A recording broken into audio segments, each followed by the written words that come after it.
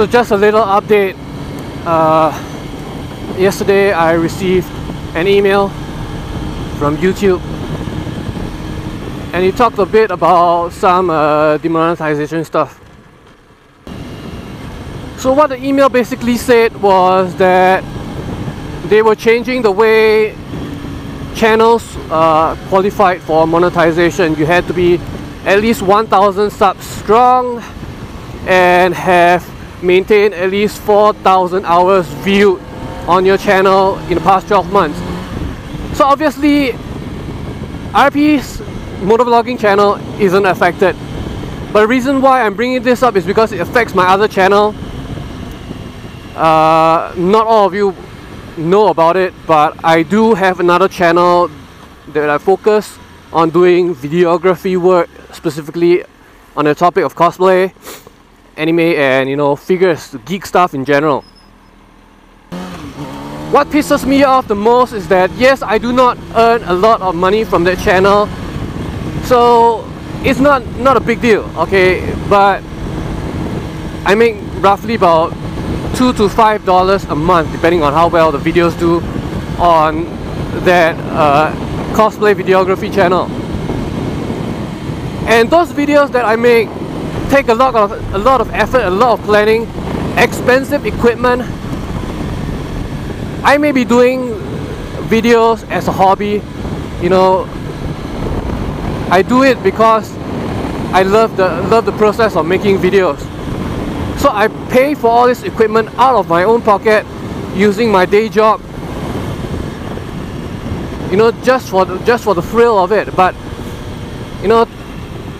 it's always nice that whenever I put that video on YouTube, when people watch and people enjoy it, I do get a tiny bit of reward. That $2 to $5, it is not going to let me make a living, but it helps to take the edge off the equipment that I use to shoot these videos. Cameras are expensive pieces of equipment. They cost thousands of dollars. I can't exactly buy it all the time. Sometimes I have to rent.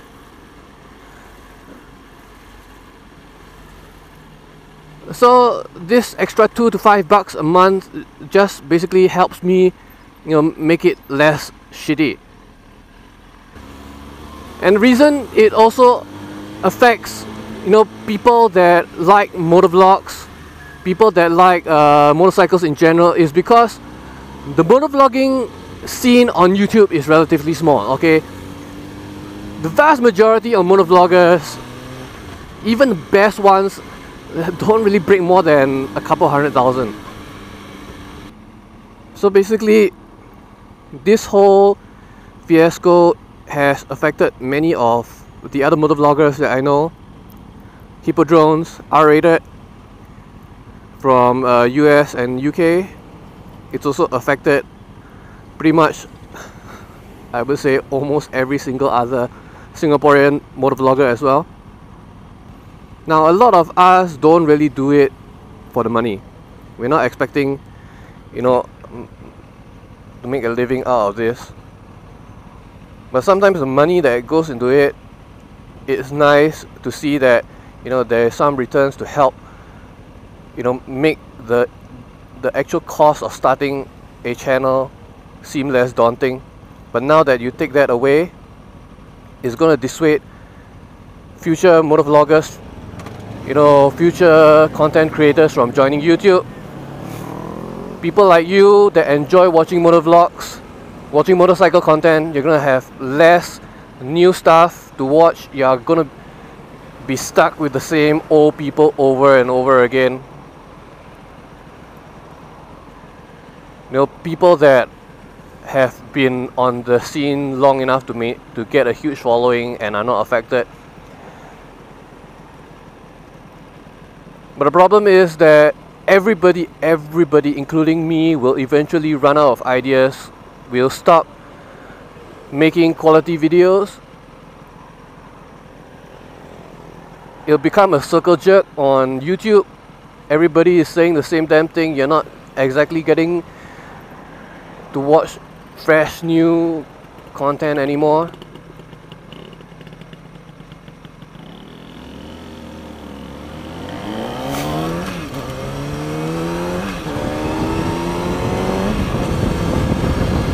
partner, man.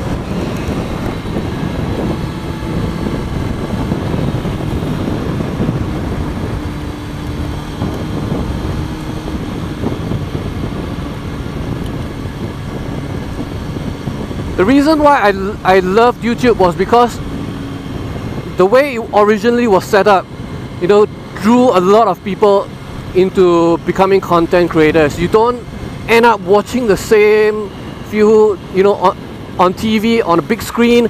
You are, even though the production budgets are huge, you are not always watching the same old directors and actors over and over again. On YouTube, you've got new creators coming up all the time. You know, animators, videographers, directors that would have never been able to make it on Hollywood or the big screen TV or whatever.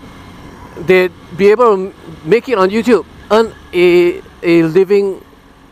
But you know, the way this whole thing is set up, especially the 4,000 hours watched per year requirement, that's something that people like animators and videographers find very hard to achieve, because the job is so, you know, intensive, and the final result always, you know, gives you short videos compared to people that do let's plays.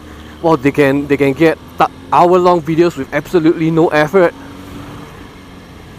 And then you have animators that spend weeks, months to make a 1-2 minute video, and because of that, they are not exactly going to be able to make the channel grow or qualify for this YouTube partnership program that will, you know, eventually help them make a living. Because why?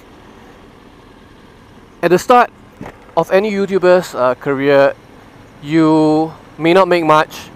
You still depend on a day job, but as long as, you know, your earnings grow along as your channel grows, you can slowly transition out and make content creation a full-time affair.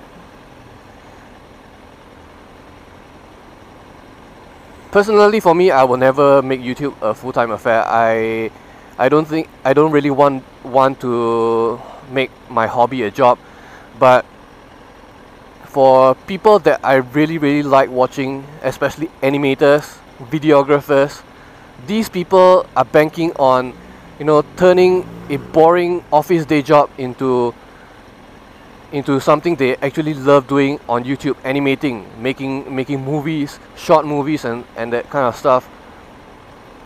But if this monetary incentive is not there, it is extremely difficult for them to give up their day jobs just so that they can move to making what they love for the enjoyment of you and me.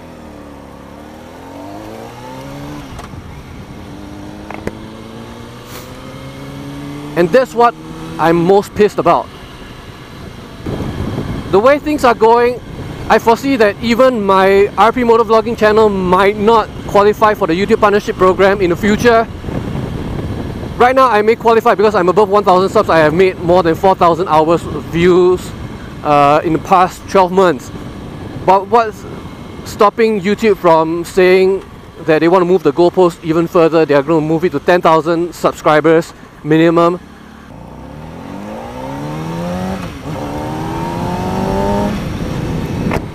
Continuing on, it's been a long day. I just finished work.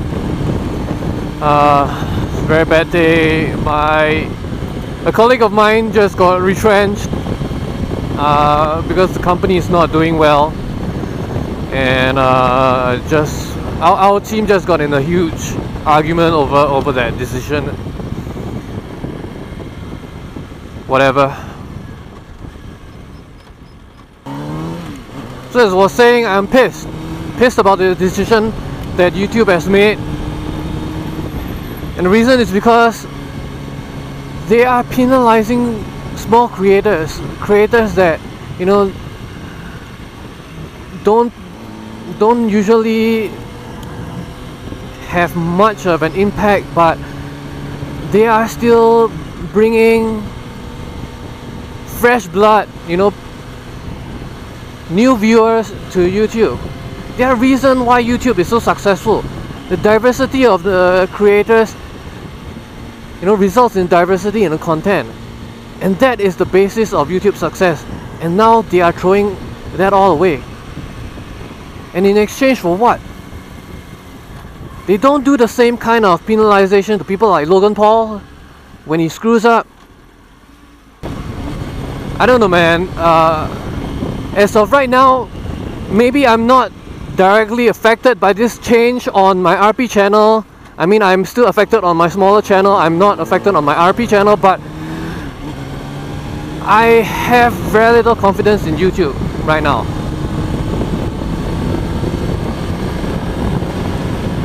I'm of course looking into alternatives. At the end of the day, it's true, I'm still not trying to make a career out of YouTube. I'm not trying to make a living out of it. But what I'm trying to do, at least want to have, is that, you know, for the amount of work I put in to entertain people like you, you know, educate people like you, my viewers, my loyal viewers. I'm very thankful that, you know, all of you have supported me for the past 2-3 years while I'm on YouTube. I'm very, very thankful about that. The fact that I'm still able to be part of the partnership program. But right now, my confidence in the YouTube platform is so shattered. It could change any moment. Where all this effort making, you know, good looking bike reviews, you know, thinking up of a script on some of my vlogs where I'm trying to educate all of us on certain topics about motorcycling in Singapore.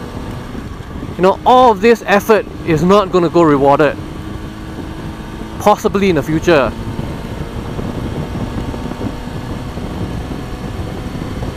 Anyway, I really don't want to talk too much about what's going on right now anymore. I'm just going to end it here and we'll see how it goes.